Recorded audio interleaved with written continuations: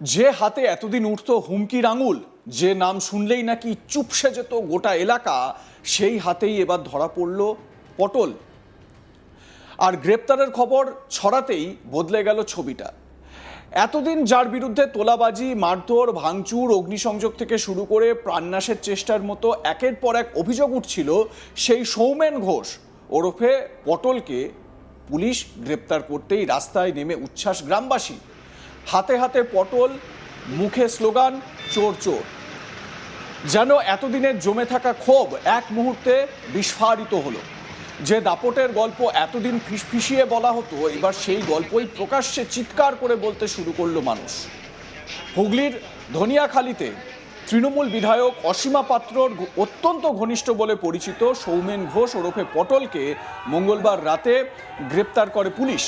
অভিযোগ, তার বিরুদ্ধে তোলাবাজি, বিরোধী দলের কর্মীদের বাড়িতে হামলা, ভাঙচুর, মারধর, অগ্নিসংযোগ, প্রাণনাশের হুমকির মতো অজস্র অভিযোগ রয়েছে। অভিযোগকারীদের দাবি, 2021 সালের বিধানসভা নির্বাচনের পর থেকেই পটলের দাপট আরও বেড়ে যায়।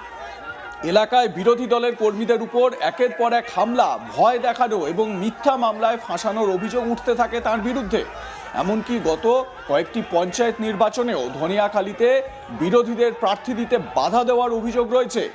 অভিযোগ, মনোনয়ন জমা দিতে গেলে মারধর করে ভয় দেখানো হতো।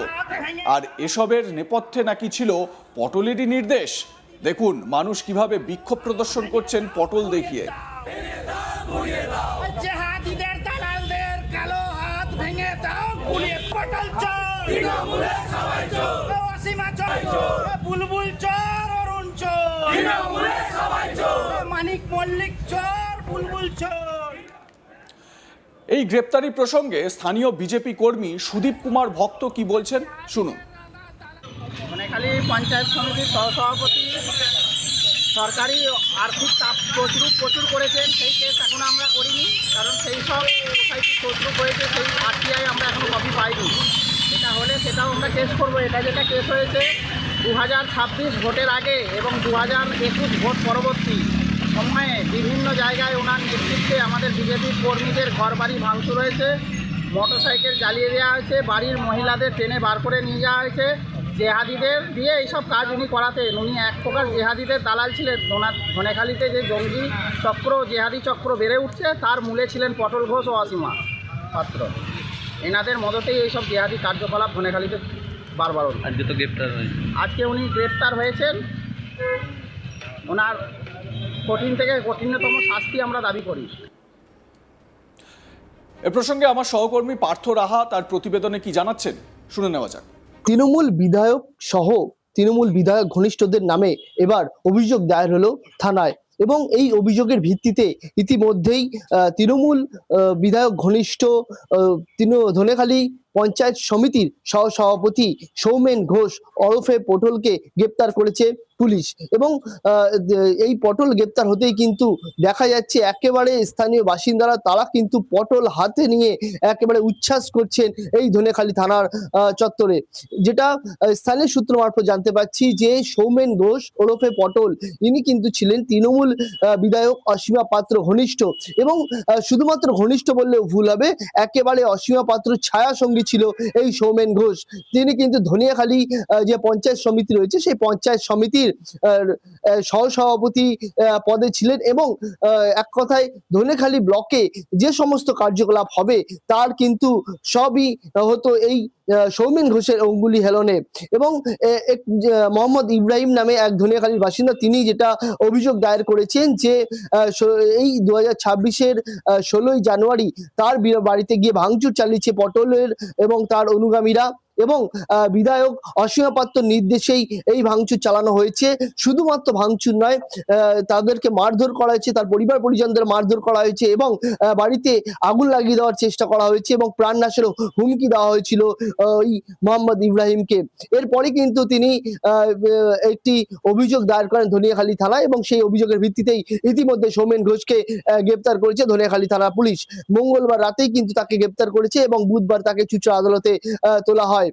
যেটা স্থানীয় বাসিন্দার সূত্রে জানতে পারছি যে সৌমেন ঘোষ তিনি কিন্তু ধনেখালির যিনি বিধায়ক রয়েছেন অসীমা পাত্র ঘনিষ্ঠ, এবং ধনেখালির বিধায়ক অসীমা পাত্র তিনি কিন্তু এই একবারের বিধায়ক না, তিনি কিন্তু এই নিয়ে 4 বারের বিধায়ক, অর্থাৎ 2011 সাল থেকে কিন্তু তিনি ধনেখালি বিধানসভায় থেকে তৃণমূল কংগ্রেসের টিকিটে জয়লাভ করে আসছেন। তবে 2026 যে বিধানসভা নির্বাচন সেখানে কিন্তু তৃণমূল কংগ্রেসের পতন হয়েছে এবং বিজেপি সরকার রাজ্যে প্রতিষ্ঠা হয়েছে।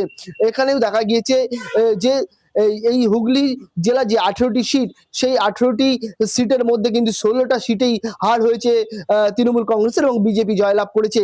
কিন্তু তৃণমূল কংগ্রেস তারা কিন্তু চণ্ডীতলা এবং এই ধনিয়াখালী এই দুটো সিট কিন্তু নিজেদের দখলে রেখেছে। এবং এই অসীমা পাত্র তিনি কিন্তু ধনিয়াখালী থেকে 2011 সাল থেকে জয়লাভ করে আসছে তৃণমূল কংগ্রেসের টিকিটে। এবছরেও কিন্তু যখন সারা রাজ্যে বিজেপি জয়লাভ করেছে, তৃণমূল কংগ্রেসের একাধিক সিট হার হয়েছে, সেক্ষেত্রে দাঁড়িয়েও কিন্তু ধনেখালি সিট কিন্তু অসীমা পাত্র তিনি জয়লাভ করেছেন। এবং অসীমা পাত্র তিনি কিন্তু এর আগে তৃণমূল কংগ্রেসের টিকিটে কিন্তু তৃণমূল কংগ্রেসের সরকারের সময় মন্ত্রিত্ব পেয়েছিলেন এবং মন্ত্রী পদ চালিয়েছিলেন। এবং হুগলি জেলার যে তৃণমূলের সংগঠন, সেই সংগঠনের একাধিক ভারপ্রাপ্ত দায়িত্ব কিন্তু ছিল অসীমা পাত্রর হাতে। তবে অসীমা পাত্র যেটা স্থানীয় বাসিন্দারা যেটা জানাচ্ছেন যে অসীমা পাত্র তৃণমূল কংগ্রেসের ধনিয়াখালী বিধানসভার বিধায়ক ছিলেন, তবে পুরো এই ধনিয়াখালী বিধানসভাটা কিন্তু চালনা করতেন এই সৌমেন ঘোষ ওরফে পটল, যিনি কিন্তু ধনিয়াখালী পঞ্চায়েত সমিতির সহ সভাপতি পদে ছিলেন। এবং এই অসীমা পাত্রের একেবারে ছায়াসঙ্গী হওয়ায় কিন্তু তার যে দাপট, সেই দাপট গোটা ধনিয়াখালী যে বিধানসভা, সেই বিধানসভা জুড়ে ছিল।